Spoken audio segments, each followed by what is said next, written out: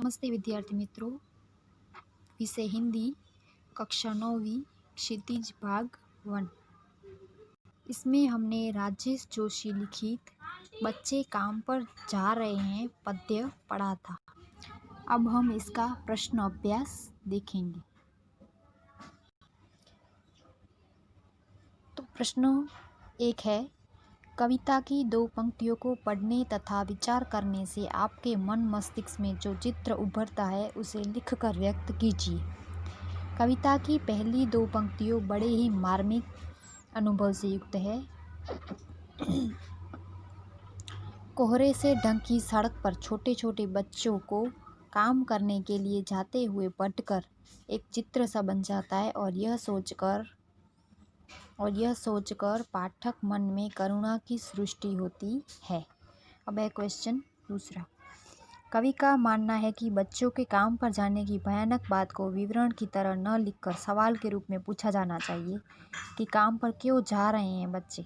कवि की दृष्टि में उसे प्रश्न के रूप में क्यों पूछा जाना चाहिए? तो इसका उत्तर है, कवि की दृष्टि में उसे प्रश्न की तरह इसलिए पूछा जाना चाहिए क्योंकि जिन बच्चों को स्वाभाविक रूप से खेलने, कूदने, पढ़ने और अपने जीवन का विकास करने की आवश्यकता है और वह उनका नैतिक अधिकार है, आखिर वे कौन से कारण विकसताएं हैं जिनसे प्रेरित होकर वह अपने स्वाभाविक जीवन से वंचित हो गए हैं। अब है क्वेश्चन तीसरा। सुविधा और मनोरंजन के उपकरणों से बच्चे वंचित क्यों हैं? तो इसका उत्तर है, सुविधा और मनोरंजन के उपकरणों से बच्चों के वंचित रहने के मुख्य कारण सामाजिक व्यवस्था और अधिक मजबूरी है। समाज के गरीब तबके बच्चों को न चाहते हुए भी अपने माता पिता का हाथ बटाना पड़ता है। जहाँ जीवन के लिए इतनी मेहनत करनी पड़े तब सुख सुविधाओं को कल्पना करनी असंभव सा लगता है। अब है क्वेश्चन चौथा। दिन प्रतिदिन के जीवन में हर कोई बच्चों को काम पर जाते देख रहा या रही है, फिर भी किसी को कुछ अटपटा नहीं लगता। इस उदासीनता के क्या कारण हो सकते हैं? तो इसका उत्तर है, इस प्रकार की उदासीनता के कई कारण हो सकते हैं। जैसे एक है, आज के मनुष्य का आत्म केंद्रित होना, वह केवल अपने और अपने बच्चों के बारे में ही सोचते हैं। दूसरा कारण है, जागरूकता तथा जिम्मेदारी की कभी के कारण लोग सोचते हैं कि यह उनका सरकार का काम है। तीसरा है, व्यवस्था के कारण भी आज के लोग अपनी ही परिस्थितियों में इस कदर खोए हुए हैं कि उन्हें दूसरे की समस्या से कोई सरोकार नहीं होता है।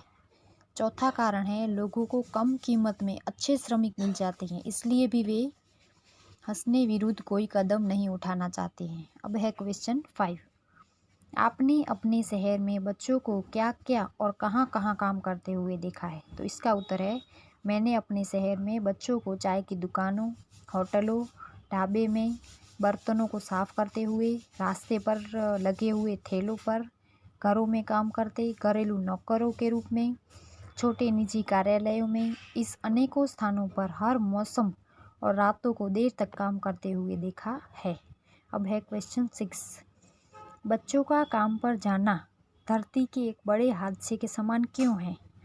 तो इसका उत्तर है, बच्चे समाज का भविष्य, आईना और प्रगति का एक अहम हिस्सा होता है। यदि समाज के इस सबसे महत्वपूर्ण अंग का यदि आप उचित देखभाल और अवसर प्रदान नहीं करेंगे तो समाज प्रगति कैसे करेगा? सभी बच्चे एक समान होते हैं। उन्हें उनके बचपन से वंचित रखना अपने आप में और अपराध तथा अमानवीय कर्म है। इसलिए बच्चों का काम पर जाना धरती के एक हादसे के समान है। अब है रचना और अभिव्यक्ति। तो इसमें है क्वेश्चन 7। आपके विचार से बच्चों को काम पर क्यों नहीं भेजा जाना चाहिए? उन्हें क्या करने के मौके मिलने चाहिए?